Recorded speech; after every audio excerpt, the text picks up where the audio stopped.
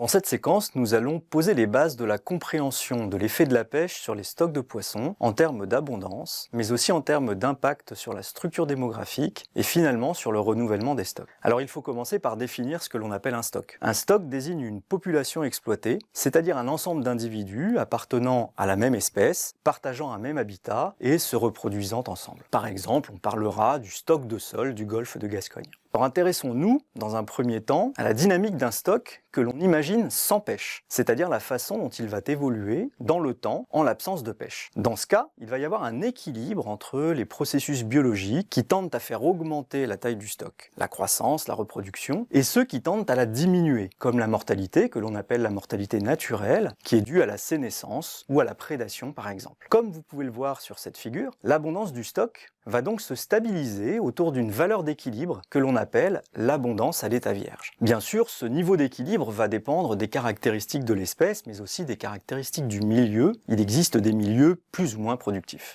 Alors voyons maintenant comment la pêche peut perturber cet équilibre. Pour simplifier, commençons par imaginer que la pêche serait ouverte une seule année, puis tout de suite refermée. Comme l'indique la figure, dans ce cas, la pêche va opérer comme un pic de mortalité et va donc induire une baisse brutale de l'abondance. Si la pêche ne dure qu'une année, on va observer, suite à la fermeture de la pêche, une reconstruction du stock qui va rejoindre l'état d'équilibre de l'abondance à l'état vierge. Cette reconstruction se fait à une certaine vitesse qui dépend de la productivité de la population. Si maintenant on imagine une pression de pêche constante dans le temps, le stock va alors se positionner sur un nouvel état d'équilibre, qui correspond évidemment à une abondance plus faible que dans le cas sans pêche. Plus la pression de pêche est forte, plus l'abondance se stabilise à un niveau faible. Et finalement, comme vous pouvez le voir sur cette nouvelle figure, l'état d'équilibre auquel se stabilise le stock correspond à une abondance d'autant plus faible que la pression de pêche est forte. On parle de déplétion de l'abondance par la pêche. Par exemple, à cette pression de pêche ici sur le schéma, l'abondance correspond à 50% de l'abondance à l'état vierge. On dira que la déplétion engendrée par la pêche est de 50%. Et on peut identifier également une pression de pêche limite pour laquelle le risque d'effondrement du stock devient très fort. Alors on vient de voir que la pêche a un effet direct sur l'abondance en termes de nombre d'individus. Mais pas seulement, elle a aussi un effet sur la structure démographique, c'est-à-dire sur la pyramide des âges au sein de la population de poissons. Comme vous pouvez le voir sur cette nouvelle figure, donc ce sont ici les barres vertes, en l'absence de pêche, l'abondance va décroître des classes d'âge les plus jeunes vers les classes d'âge les plus âgées. Cela est simplement dû à la mortalité naturelle qui va se cumuler dans le temps et qui fait donc disparaître les individus les plus âgés. D'une façon générale,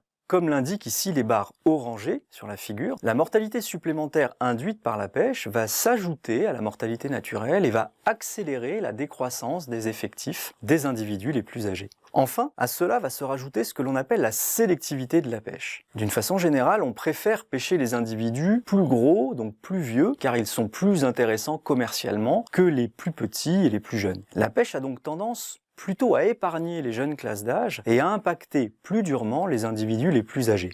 Comme vous pouvez le voir ici sur les barres rouges, la pêche accélère encore la décroissance de l'abondance en fonction des âges, jusqu'à induire la disparition de la partie du stock composée des individus les plus âgés, donc des individus les plus gros. On dit que la pêche rajeunit les stocks. Enfin, il est intéressant de s'intéresser à l'abondance, non pas en termes de nombre d'individus, mais en termes de biomasse, c'est-à-dire le poids total que représentent tous les individus d'une population. Évaluer l'impact de la pêche sur la biomasse permet de faire le bilan entre l'impact de la pêche sur l'abondance en nombre et sur la structure démographique. En effet, la biomasse va dépendre de l'abondance en nombre, mais aussi de la structure démographique. Il est clair que 1000 individus jeunes et petits ne représentent pas la même biomasse que 1000 individus vieux et grands. Par ailleurs, le potentiel reproducteur des individus, qui va garantir le renouvellement du stock d'année en année, dépend aussi de l'âge et de la taille des individus. Les gros individus sont généralement beaucoup plus féconds que les jeunes individus, qui peuvent même être totalement immatures et ne pas participer du tout au renouvellement du stock.